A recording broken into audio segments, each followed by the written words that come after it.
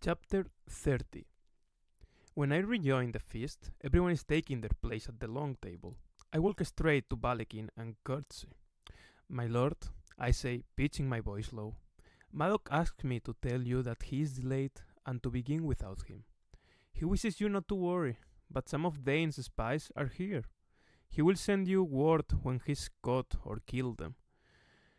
Balekin regards me with slightly pursed lips and narrowed eyes. He takes in whatever traces of blood I couldn't wash from my nostrils and my teeth, whatever sweat I couldn't wipe away. Madoc slumbers in Cardan's old room, and by my calculations, we have at least an hour before he wakes. It feels as though if Balekin looked carefully, he could see that on my face too.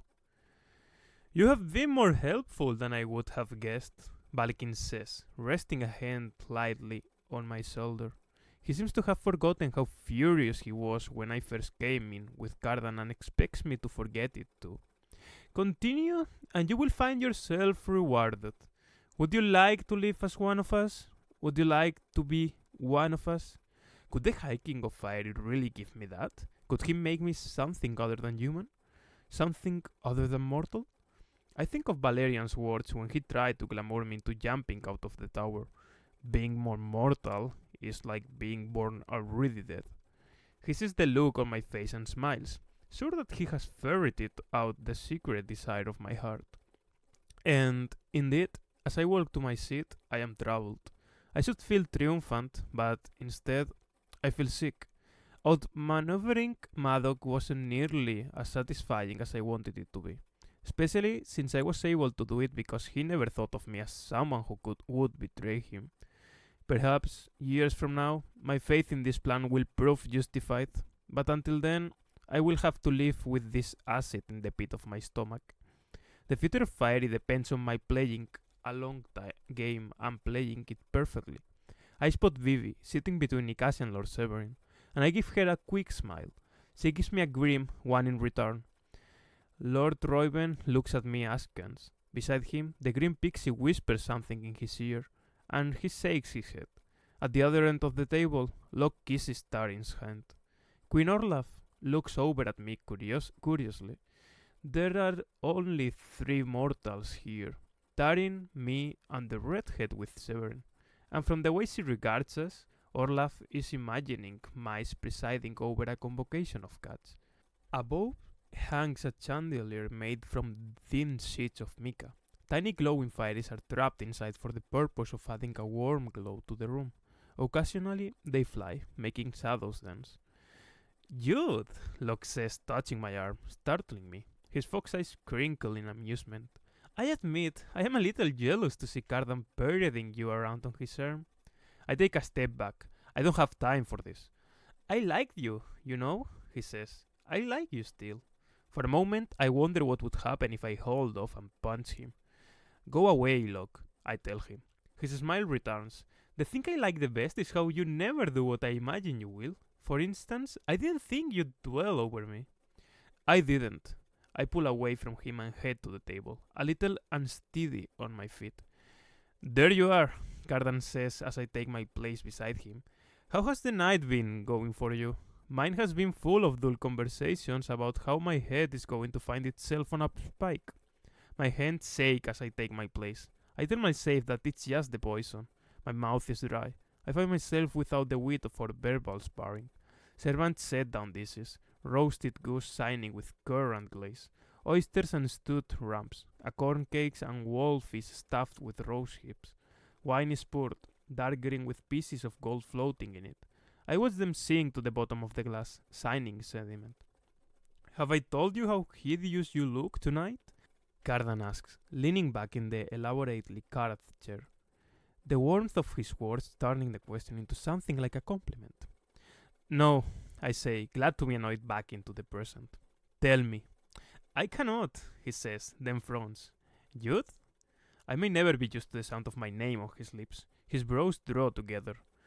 There's a bruise coming up on your jaw. I take a deep drink of water. I'm fine, I tell him. It's not long now. Balekin stands and raises his glass. I shove back my chair so that I am on my feet when the explosion happens. For a moment, everything is so loud that it feels like the room is tilting sideways. The folk scream. Crystal goblets fall and shatter. The bomb has struck. In the confusion, a single black bolt flies from a shadowed alcove and sinks into the wooden table right in front of Cardan. Balikin leaps to his feet. "There!" he shouts. "The assassin!" Knights run toward the roach, who leaps out of the gloom and shoots again.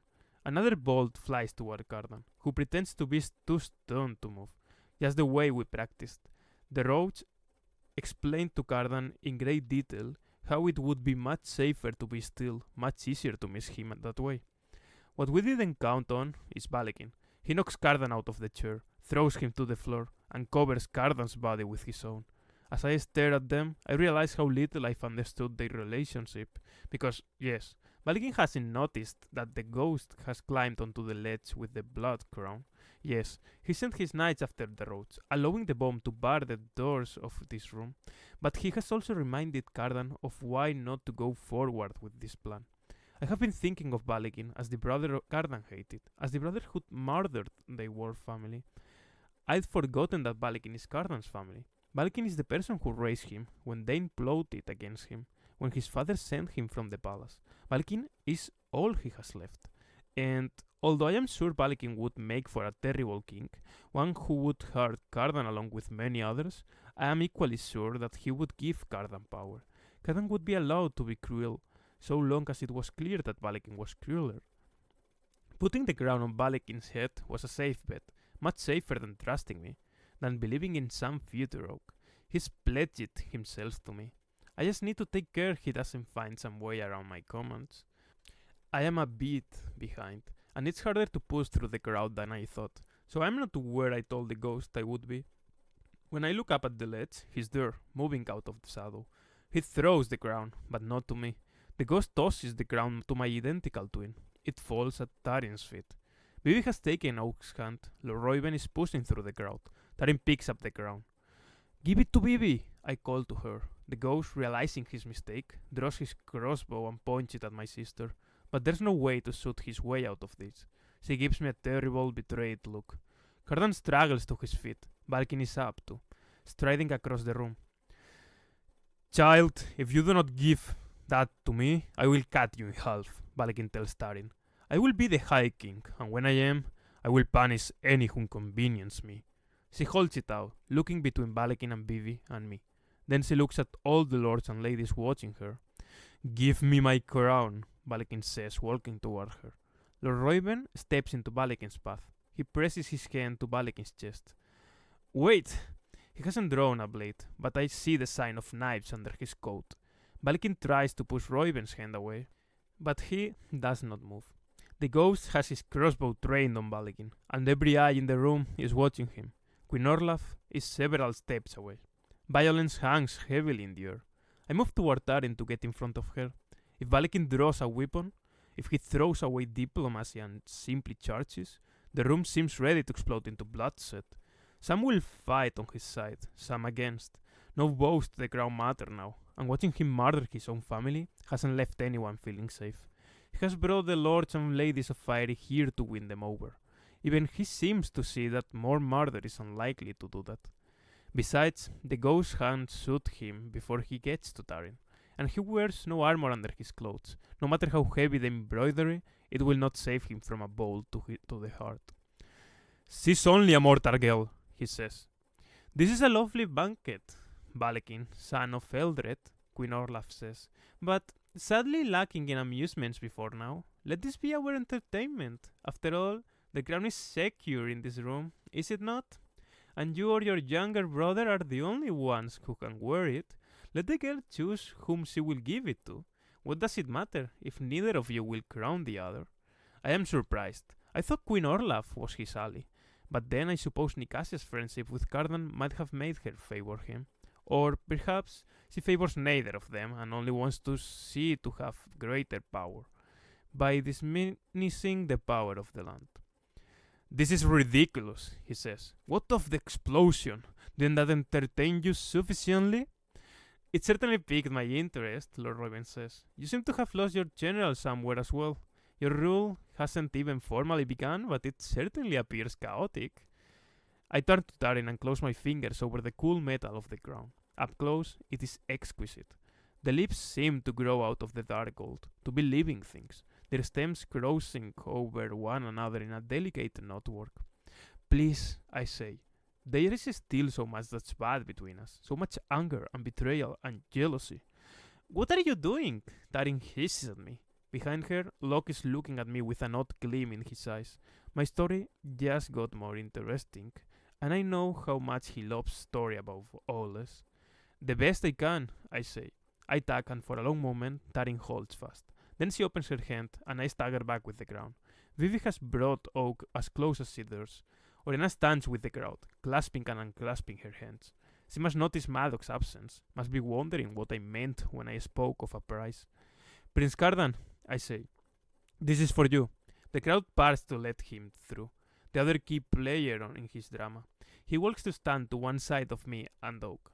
Stop! Balekin shouts. Stop them immediately! He draws a blade, clearly no longer interested in playing politics. Around the room, more swords are unsheathed in a terrible echo of his. I can hear the hum of enchanted steel in the air. I reach for Nightfell at the moment the ghost lets his bolt fly. Balekin staggers back. I hear the sound of indrawn breaths all around the room. Shooting the king, even if he's not wearing a crown, is no small thing. Then, as Balekin's sword falls to the ancient rack, I see where he was shot. His hand is pinioned to the dining table by a crossbow bolt, one that appears to be iron. Cardan, Balekin calls, I know you. I know that you'd prefer I did the difficult work of ruling while you enjoyed the power. I know that you despise mortals and ruffians and fools. Come, I have not always danced to your piping, but you haven't the stomach to truly cross me. Bring me the crown. I gather Oak close to me and put the crown into his hands, so that he can see it, so that he can get used to holding it. Vivi pats him encouragingly on his back. Bring me the crown, Cardan, Balekin says. Prince Cardan turns on his elder brother the same cool and calculated gaze with which he has regarded so many other creatures before he's torn the wings from their back, before he's cast them into rivers or sent them from the court entirely. No, brother, I do not think that I will. I think that if I did not have another reason to cross you, I would do it for spite. Oak looks up at me, searching for confirmation that he's doing okay in the face of all this shouting. I nod with an encouraging smile. So Oak, I whisper to Cardan, show him what he's supposed to do. Kneel down. They're going to think, he starts, but I interrupt him. Just do it. Cardan kneels and a hush goes through the crowd. Swords are returned to sheaths, movement slow. Oh, this is amusing, says Lord Royven in a low voice. Who might that child be, or whose? He and Queen Annette share a very unseelie smile. See, Cardan says to Oak, and then makes an impatient gesture. Now, the crown.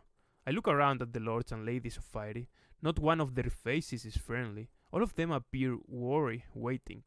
Balekin's expression is wild with fury, and he pulls against the bolt, as though he might rip his hand in half before he allowed this to happen. Oak takes a hesitant step toward Cardan, then another. Phase 4, Cardan whispers to me, still believing we're on the same side. I think of Maddox, dozing away upstairs, all his dreams of murder. I think of Oriana and Oak being forced apart for years. I think of Cardan and how he will hate me. I think of what it means to make myself the villain of the piece.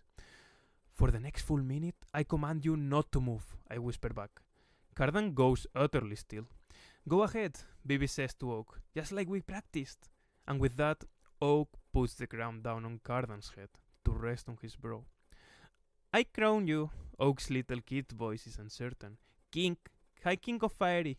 His eyes go to Bibi, to Oriana. He's waiting for one of them to tell him he did well, that he is done. People gasp. Balkin gives a howl of fury.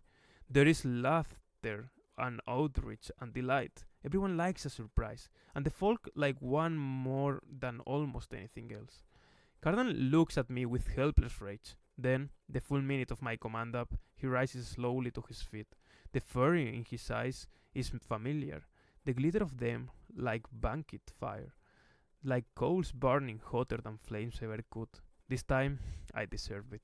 I promised he was going to be able to walk away from the court and all its manipulations. I promised he would be free from all this. I lied. It's not that I don't want Oak to be the High King. I do. He will be. But there's only one way to make sure the throne remains ready for him while he learns everything he needs to know. And that's if someone else occupies it. 7 years and Cardan can step down, abdicate in Oak's favor and do whatever he wants. But until then, he's going to have to keep my brother's throne warm. Lord Raven sinks to one knee, as he promised. My king, he says. I wonder what that promise will cost. I wonder what he will ask us for, now that he has helped give Cardan a crown. And then the cry goes up around the room, from Queen Annette to Queen Orlaf and Lord Severin. From the other side, Tarin stares at me, clearly shocked. To her, I must seem mad, to put someone I despise on the throne, but there is no way for me to explain myself. I sink to my knees along with everyone else, and so does she. All my promises have come due. For a long moment, Cardan just looks around the room, but he has little choice, and he must know it. Rise, he says, and we do. I step back, fading into the throng. Cardan has been a prince of fiery all his life. No matter what he wants, he knows what's expected of him. He knows how to charm a crowd, how to entertain.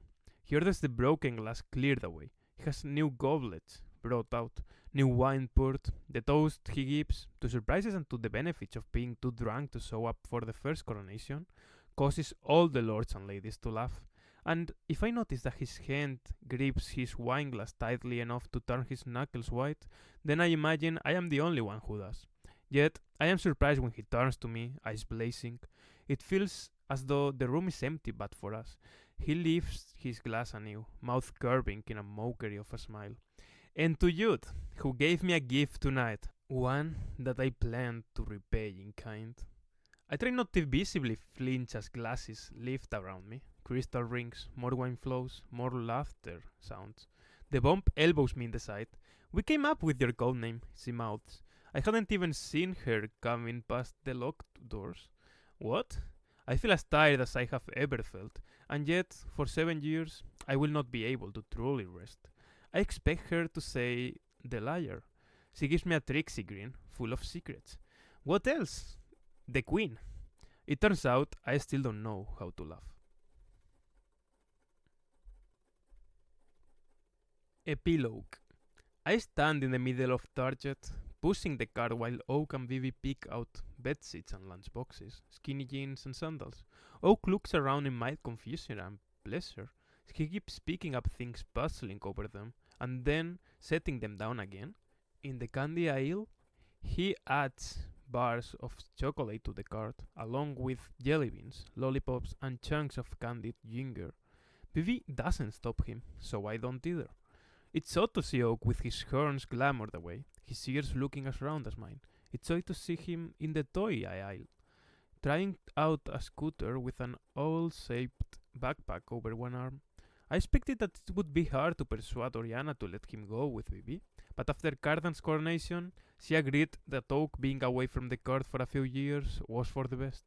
Balkin is imprisoned in a tower, Madoc woke in a rage, only to find that his moment for seizing the crown was past. So, he's really your brother, right? Heather asks Vivi as Oak kicks off on the scooter, flying through the greeting card aisle. You could tell me if he was your son. Vivi laughs delightedly. I've got secrets, but that's not one of them. Heather wasn't thrilled about Vivian showing up with a child and a half-baked explanation about why he had to live with her, but she didn't kick them out. Heather's sofa pulled out into a bed, and they agreed he could sleep there until Vivi found a job and they were able to afford a larger apartment. I know Vivi isn't going to get conventional work, but she will be fine.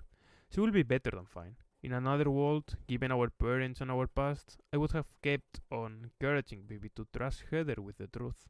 But for now, if she feels like she has to keep the deception going, I am hardly in a position to contradict her.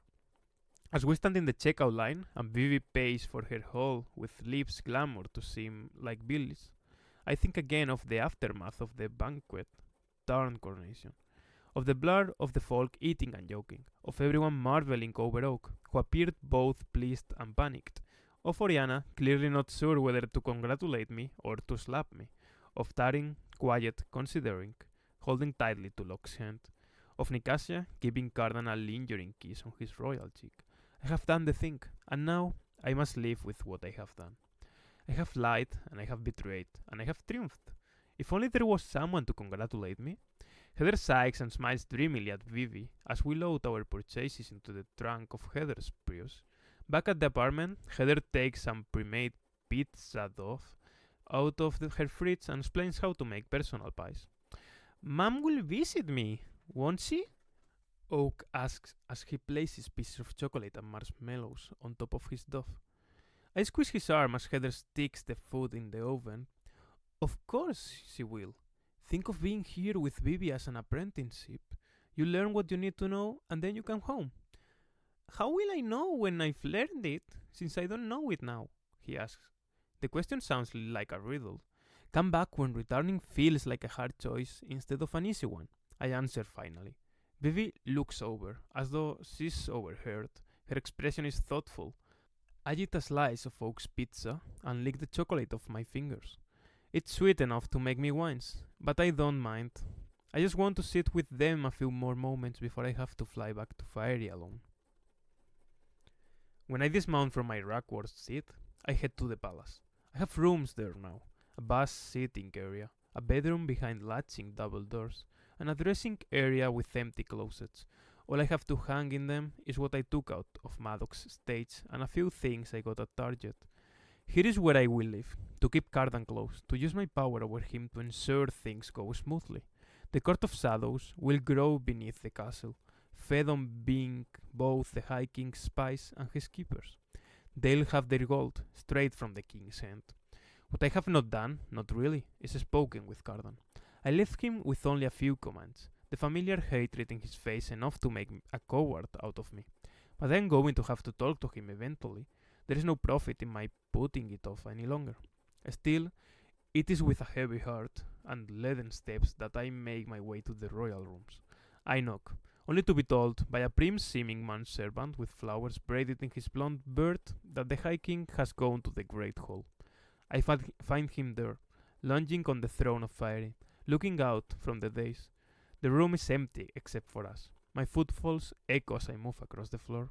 Cardan is dressed in breeches, a waistcoat and another coat over that, fitted on his shoulders, tapered in sharply at the waist and falling to his mid-thigh. The cloth is uncut velvet in a deep burgundy with ivory velvet at the lapels, shoulders and waistcoat. Stitching in golden thread covers the wall, matched by golden buttons and golden buckles on his tall boots. At his throat is a ruff of pale owl feathers. His black hair falls in opulent curls around his cheeks. The shadows bring out the sharpness of his bones, the length of his lashes, the merciless beauty of his face. I am horrified by how much he looks like the King of Fire. I am horrified by my own impulse to bend my knee to him, my own desire to let him touch my head with a ringed hand. What have I done? For so long, there was no one I trusted less, and now I must contend with him, must match my will to his. His oath does not seem enough of an antidote against his cleverness. What in the world have I done? I keep walking, though. I keep my expression as cold as I know how. He's the one who smiles, but his smile is colder than any stiff face could be. A year and a day, he calls out. Blink, and that will be over. And what will you do then? I draw closer to him. I hope I can persuade you to remain king until Oak is ready to return. Maybe I will acquire a taste for ruling, he says coolly. Maybe I won't ever want to give it up. I don't think so, I say, although I've always known that was one possibility. I've always known that removing him from the throne might be harder than putting him there. I have a bargain with him for a year and a day. I have a year and a day to come to a bargain for longer than that. And not for 1 minute more. His grin widens, shows teeth. I don't think I will be a good king. I never wanted to be one. Certainly not a good one. You made me your puppet. Very well, youth. Daughter of Maddox. I will be your puppet. You rule. You contend with Balekin, with Reuben, with Orlaf of the Undersea. You be my seneschal. Do the work, and I will drink wine and make my subjects laugh. I may be the useless shield you put in front of your brother, but don't expect me to start being useful. I expected something else, a direct threat, perhaps, Somehow, this is worse. He rises from the throne. Come, have a seat. His voice is replete with danger, lush with menace. The flowering branches have sprouted thorns so thickly that petals are barely visible. This is what you wanted, ain't it? He asks. What you sacrificed everything for? Go on, it's all yours. Well, ladies and gentlemen, it's Sergi talking now. And with this chapter, the first book is finished. Tomorrow, I'll make an official review on a separate episode because it's probably better that way. I also give you time to tell me. Like, for me, it wasn't the best book. Tomorrow, I'll go into details on why. But I am considering doing the second and third part for the people who enjoyed it, or that just want to keep the story to see how far it goes. I also want to see how far it goes myself, and I don't think it will get worse from here on. For those who just enjoy listening to me reading, I love you, ladies and gentlemen.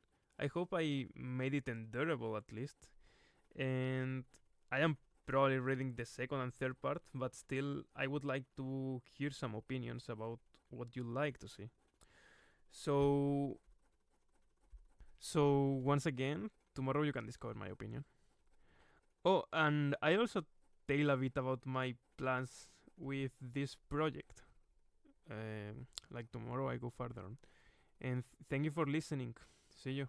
Maybe I should put music or something for not ending so abruptly to start with, no? I guess.